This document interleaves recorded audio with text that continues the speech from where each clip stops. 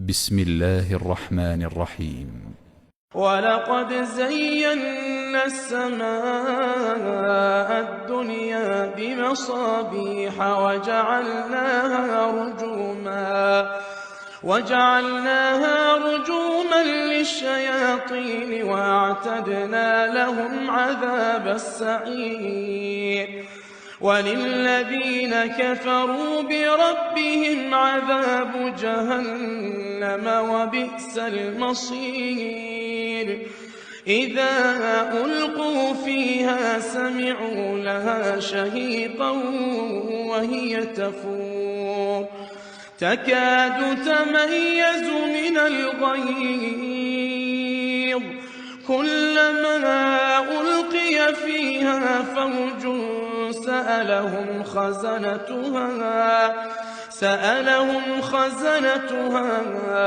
ألم يأتكم نذير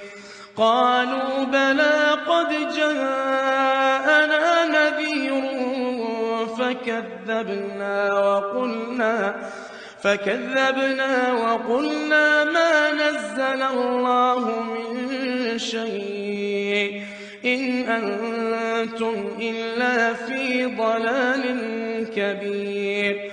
وقالوا لو كنا نسمع أو نعقل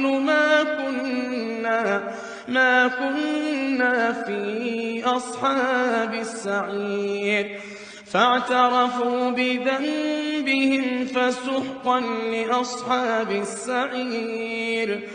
إن الذين يخشون ربهم بالغيب لهم مغفرة وأجر كبير وأسروا قولكم أو اجهروا به إنه عليم بذات الصدور